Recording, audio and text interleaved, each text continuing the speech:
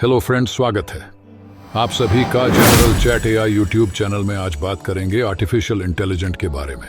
तो चलिए शुरू करते हैं। आर्टिफिशियल इंटेलिजेंस विज्ञान का एक क्षेत्र है जो कंप्यूटर और मशीनों के निर्माण से संबंधित है, जो इस तरह से तर्क कर सकते हैं, सीख सकते हैं और कार्य कर सकते हैं, जिसके लिए सामान्य रूप से मानव बुद्धि की आवश्यकता होती है या इसमें डेटा शामिल होता है, जिसका पैमाना मनुष्य द्वारा किए गए विश्लेषण से अधिक होता है। एआई एक व्यापक क्षेत्र है जिसमें कंप्यूटर विज्ञान, डेटा एनालिटिक्स और सांख्यिकी, हार्डवेयर और सॉफ्टवेयर इंजीनियरिंग, भाषा विज्ञान, तंत्रिका विज्ञान और यहाँ तक कि दर्शन और मनोविज्ञान सहित कई अलग अलग विषय शामिल हैं।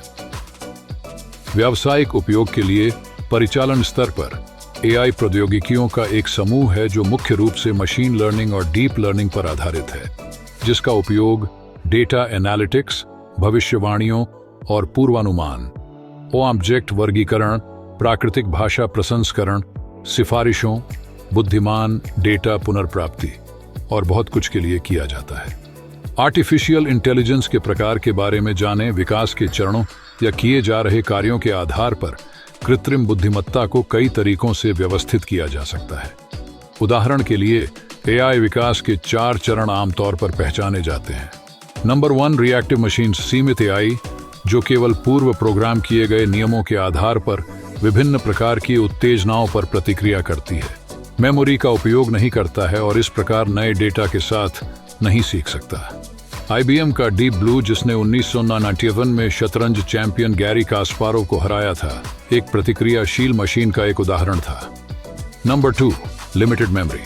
अधिकांश आधुनिक एआई को सीमित मेमोरी माना जाता है। यह विशेष रूप से कृत्रिम तंत्रिका नेटवर्क या अन्य प्रशिक्षण मॉडल के माध्यम से नए डेटा के साथ प्रशिक्षित होकर समय के साथ सुधार करने के लिए मेमोरी का उपयोग कर सकता है। डीप लर्निंग मशीन लर्निंग का एक उपसमूह सीमित मेमोरी कृत्रिम बुद्धिमत्ता माना जाता है। Number 3, theory of mind. मन का सिद्धांत। एआई वर्तमान में मौजूद नहीं है, लेकिन इसकी संभावनाओं पर शोध जारी है।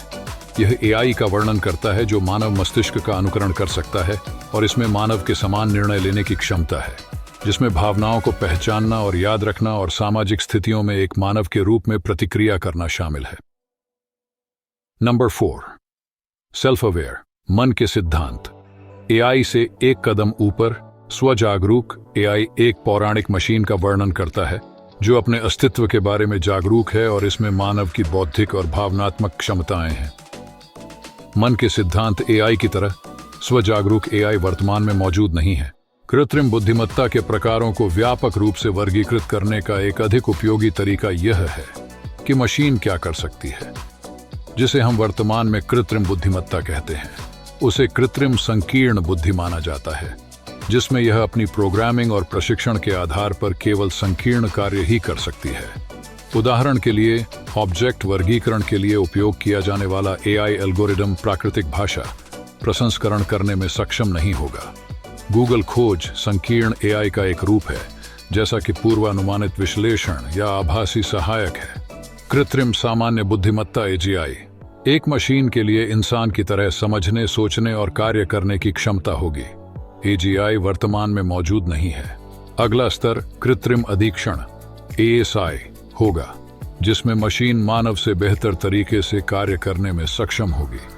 अगर आपको मेरा वीडियो पसंद आया तो कृपया लाइक, शेयर और कमेंट करें। अगर आपको पार्ट 2 देखना है तो कमेंट में ज़रूर बताइए। हमारे general chat AI YouTube channel को सब्सक्राइब ज़रूर करें। धन्यवाद। जय हिंद, जय भारत।